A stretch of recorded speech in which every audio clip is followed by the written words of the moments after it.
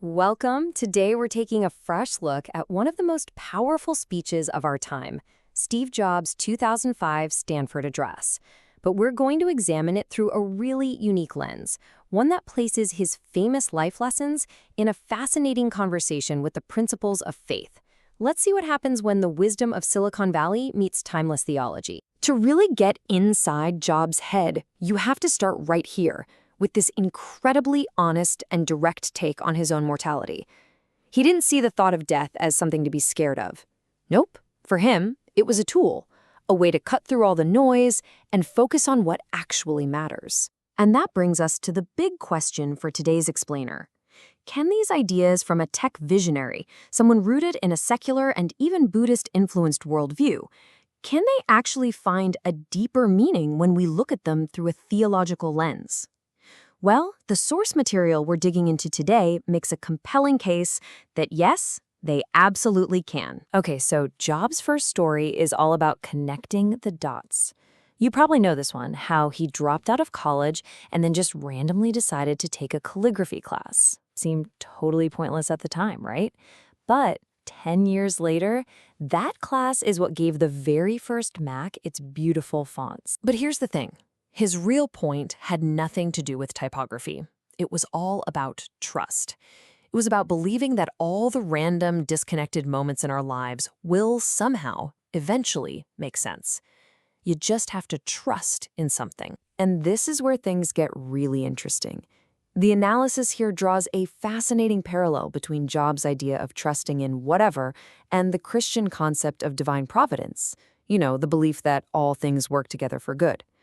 So from this viewpoint, the dots aren't just random chance. They're actually part of a much bigger, deliberate design. And you see this theme of a hidden plan woven all through theological stories.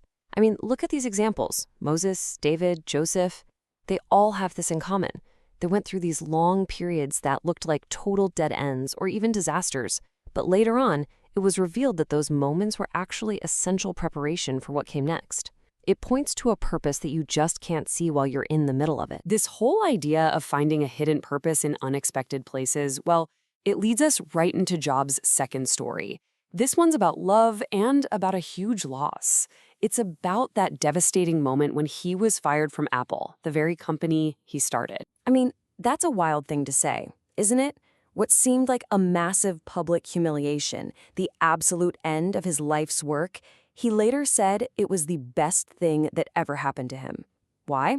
Well, because it forced him to start all over again. And that perspective connects so powerfully with a core Christian principle, the idea that God's strength is actually revealed most clearly in our human weakness.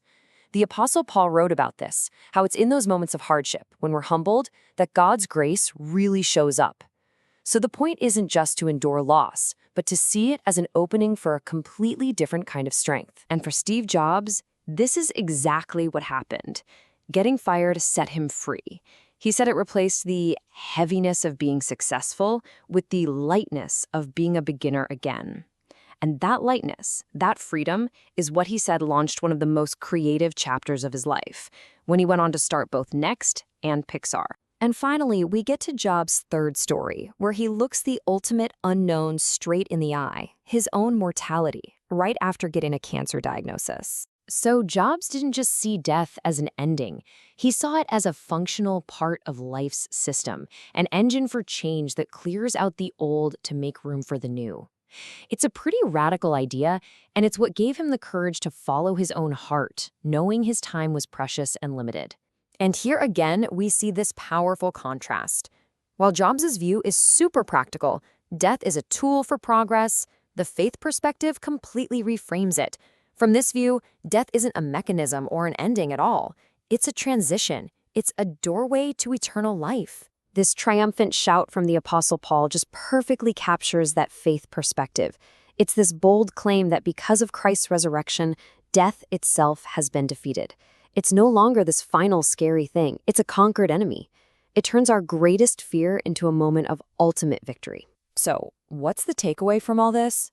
Well, the core argument here is that maybe we've been thinking about it all wrong. Maybe technology and faith aren't these two opposing forces we have to choose between. The big idea that the source material puts forward is this.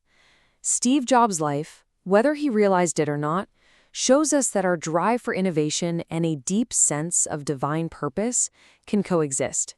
In fact, they can harmoniously dance together under God's sovereignty. When you look back through this lens, you see a totally unified picture. Connecting the dots isn't about luck. It reveals God's preparation. Love and loss isn't a failure. It reveals God's grace. And facing death isn't an end. It reveals the hope of resurrection. Each of Job's stories gains this incredible new layer of meaning.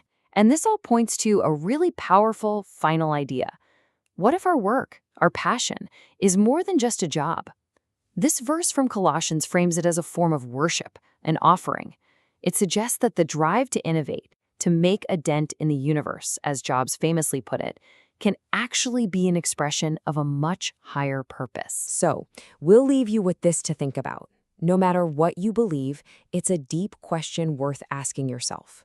In your own life, how can the things you pour your heart and soul into, your work, your passions, your innovations, how can they become a testament to something that lasts, something eternal? That's it for this explainer. Thanks for listening, and we'll see you next time.